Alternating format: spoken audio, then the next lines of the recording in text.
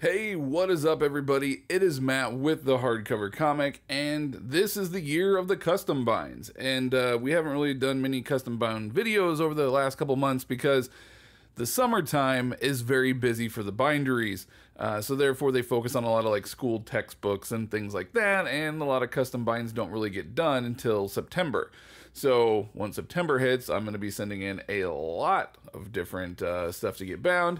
But in the meantime, that's why you guys haven't really seen much coming from us in regards to custom binds. Now, that being said, I did complete a recent trade with Facebook member, fan of the YouTube channel, none other than Mr. Todd Rivera. So huge shout out to Todd for doing this trade with me.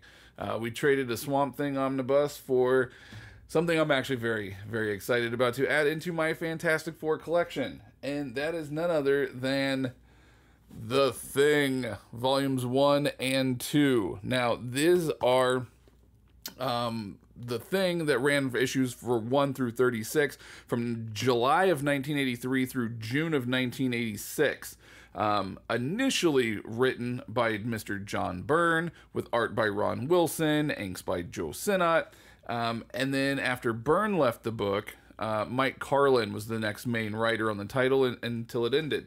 So what this book is actually pretty cool. It takes place right after, the Marvel 2-in-1s that were big in the 70s and early 80s. That ended, and so they had this Thing, and everybody loves the Thing, right? He's a fan favorite of the Fantastic Four. So they're like, well, what do we do with this character? So they gave him his own solo series. And it's pretty fun. It's pretty interesting. And I was actually going to... I had the 2 trade paperbacks of the John Byrne run that I was just going to custom bind into a single volume. And I ended up not doing it because I was like, I have too many other binds to worry about. I'm not going to do it. And then Todd and I traded for these, which is even cooler because this is the entire series, not just the John Byrne run, which is what I was originally going to custom bind. And I was going to use trade paperbacks, but these are all done with singles. So we're going to dive in. I'm going to give you guys a look at this. It's really fun. And yeah, so hang on tight. It's the year of the custom binds.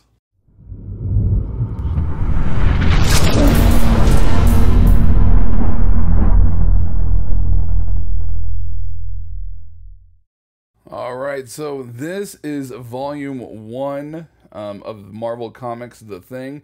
Again, kicked off in July of 1983 and ran through June of 1986.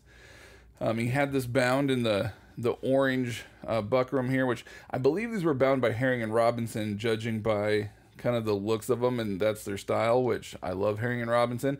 If I'm wrong, Todd, comment below and correct me, but I believe these were done by Herring and Robinson. Now, when you open it up, he went with the black end pages, which I think fit the book really, really well. You either have black or white. Those are really your 2 options. And he went with the black, which I think fit the book much better than just a plain white would. So, awesome design choice there. So, again, these are bound from singles, which is even cooler because I was going to use the trade paperbacks of just the Byrne run. So, the fact that this collects everything and it is the singles is something really special. So again, John Byrne kicks off the run, and he really kind of digs into, why Ben Grimm, the Thing, is the way that he is. He beats up they go back to his roots on Yancey Street. He beats up the Yancey Street gang. He takes on a bunch of different characters. See, back when the Marvel 2-in-1, every month Thing would team up with a different quirky superhero, so to speak. And everybody loved it. Those are really fun titles. And when that ended, they kind of gave Thing its own solo book, obviously. And so he didn't really have anybody to team up with. So some people feel that this book is very hit or miss in regards to the writing, because they felt that what made the 2-in-1s were so much fun was the banter back and forth between Thing and, whatever quirky hero he was teaming up with that month. Whereas with this, it was really focusing more on him. But he fights everybody. I mean, like right now, he's taking on Black Bolt. Later on, when Mike Carlin takes over the run, they really dive into Thing's professional wrestling career. No joke. Thing had a professional wrestling career for a while. So, and another thing that I really love about the fact that these are utilizing singles is these ads. These are ads that I grew up with as a kid. I grew up watching G.I. Joe. I grew up collecting G.I. Joe. So seeing these ads is just like a nostalgia flashback times a million. I absolutely love that. Now, if anybody else is interested in collecting these, you can actually get all 36 issues for probably less than $50 on eBay. They're not hard to find, and they're fairly inexpensive, so you're not looking at like any crazy hard to find volumes or anything. He takes on Wonder Man, he takes on She-Hulk, he takes on Spider-Man. I mean, I find this run to be a lot of fun, but again, some people find it very hit or miss. Personally, for me, it's a hit. But yeah, he takes on so many different people and things throughout the book, and it's just a really fun time. Like, I don't know who that character is, but look at it. It's just this weird big boy, gorilla big boy character. I don't know.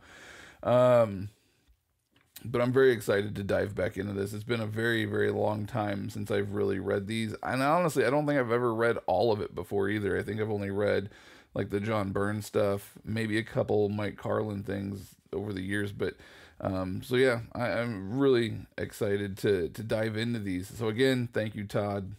Greatly appreciate you, my friend. And yeah, another thing too that people really dug about this was the fact that John Byrne was also writing Fantastic Four. And in Fantastic Four, he was also drawing Fantastic Four, whereas this one, Ron Wilson was doing the art more or less throughout the entire book. And a lot of people really dug Ron Wilson, the way that he drew the Thing, because it was very reminiscent of how Kirby drew the Thing, you know, back... Not initially. If you look at the early version of Thing that Kirby drew, he looks like just a giant lump of rock. But once Kirby kind of got him down and started to really detail him and flesh him out more, this is sort of the version of Thing that Kirby would draw. And so a lot of people really appreciated that Ron Wilson kind of kept that Kirby-esque vibe to the Thing. Oh, this also has a lot of issues too that kind of go back to Secret Wars 2. So obviously there's Battle World and things like that. Well, in this one, Ben Grimm decides he's going to stay on Battle World because he can flick back and forth between Thing and his human form kind of at will. Whereas on our Earth, he's just stuck as the giant rock all the time. So it's really about Ben Grimm sort of finding himself and really sort of discovering what a hero is and what kind of he's all about. Again, love the ads. The Snorks, come on, man, going bananas. Super Spider-Man, Mr. T. This is like such a major flashback. I love it. So that one is volume 1. Now we're gonna get into volume 2, which move the camera there. My apologies. We're gonna get into volume 2, which is primarily going to be, like I said, the Mike Carlin run, and that's really where we dive into professional wrestling, as you can see. Well, actually, that one's not the professional wrestling one, but that's the costume that he wears when he's professionally wrestling, though. Let me get into the professional wrestling here. I want to say it was more towards the back. Yeah, there's also a lot of stuff with Thing, with, you know, Alicia Masters and things like that, and her and his relationship. Again, he takes on the Rhino. Again, a very Kirby-esque Rhino. You really don't see Rhino drawn like this unless it's like a Kirby or someone paying homage to Jack Kirby, really.